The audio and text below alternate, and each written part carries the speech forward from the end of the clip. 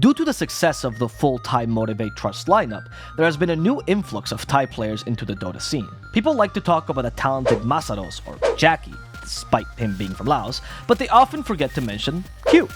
Q is an incredibly solid position 4 player that is currently playing for Talon Esports. Today, we will be looking at his competitive history.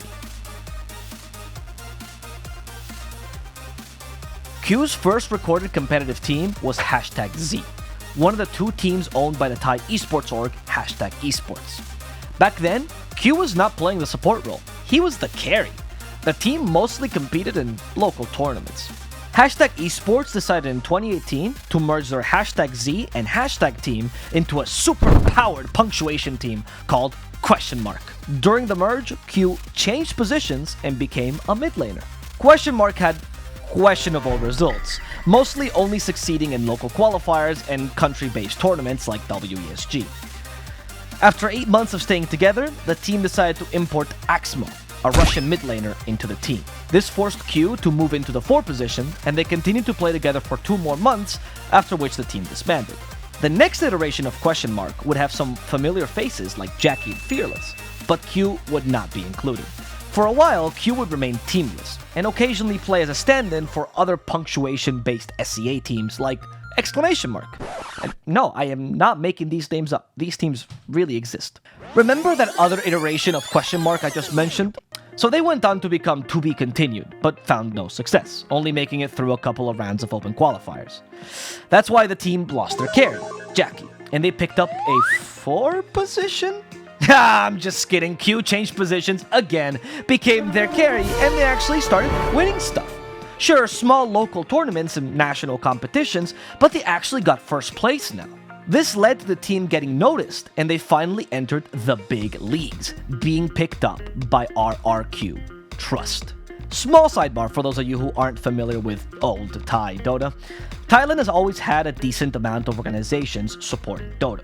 You've had your #esports or Alpha, your Lings, now your Udvesuan, etc., etc. These orgs would usually combine with one another to form teams. I'm sure many of you remember Alpha X #, which is just 2 orgs helping field a single team. Back then, though, there were 3 organizations that would essentially take turns fielding the very best Thai Dota talent. Those orgs were Signature Gaming, Trust Gaming, and Made in Thailand, or Myth. Trust Gaming started out with Myth as the best Thai team, called Myth Trust, and then Signature would take Myth's place and become Signature Trust. This is where the original generation of Thai Dota players grew up in. Your Lackles, your MyPros, your Jabs, they all come from a combination of these orgs at some point in time. Being picked up by Trust Gaming, especially in combination with Rex Regum Kaon, the biggest Dota team of the time from Indonesia, was like making Division 1 nowadays. It was the final step before making it into the international scene. To further this point, the team would even pick up Lackles, the best known carry from Thailand, Naga Siren Spammer, as their coach. RRQ, however, would leave Dota after only 2 months of fielding this team, and they signed with another Thai organization, Motivate Gaming, which would become Motivate Trust. Despite all these org changes, this team remained the same, and so did their results. It looked like a huge break for this new generation of Thai players, but they were unable to improve the Thai standing in the SEA scene.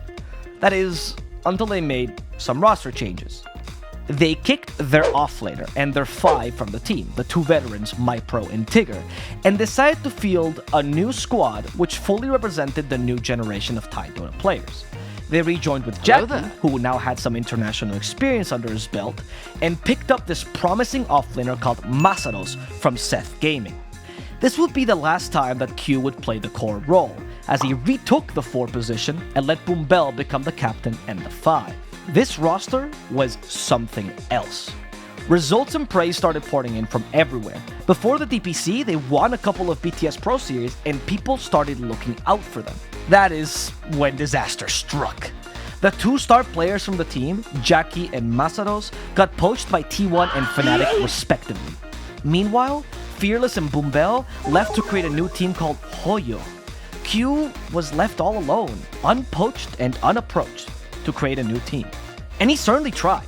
He joined with some of the old veterans like Lionax and MyPro, but was unable to qualify for the DPC in its first season. Q was not the only one that struggled though. Hoya? Yeah, same story. Unqualified and disbanded. Meanwhile, Jackie from T1 gets replaced after qualifying to the Singapore Major, as 23 Savage, who was originally going to Vici Gaming, became available. Then Masaros, who had a fantastic season, underperforms in the Major and he gets replaced by Juen. All of a sudden, all of Q's old teammates are available. Since Q had already stayed in Motivate Trust, he was more than happy to welcome them back with open arms. They managed to qualify for the DPC this time, and they dominated Division 2, not losing a single series. They participated together in TI-10 qualifiers and had solid performances and good chances, but were ultimately unable to qualify. Despite this, they stuck together this time. Next season, despite seeming promising, they don't deliver, ending up 7th and being relegated to Division 2 after some difficult tiebreakers. Now, it was Q's turn to be poached. Talon Esports had an unsuccessful first season SEA DPC, but were looking to remake their roster. Q seemed like the perfect fit, but once again he was forced to change positions, this time into position 5.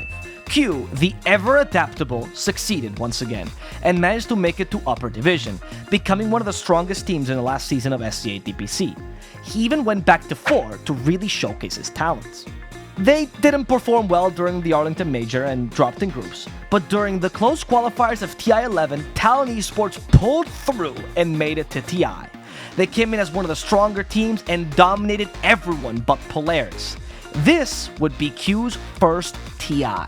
But, you know, we all know what happened. I don't think C needs to talk about this TI. We're just gonna skip over this part. Yeah, let's skip over TI 11 for now. Post TI, Talon made some roster changes and included 2 more TI players into the team. Little by little, Q got closer and closer to his roots. Now, will he be able to showcase the talent that bedazzled us in the last SEA DPC? Does a Dota team get better the more TI people you include? Only time will tell, but we will sure have a blast finding out.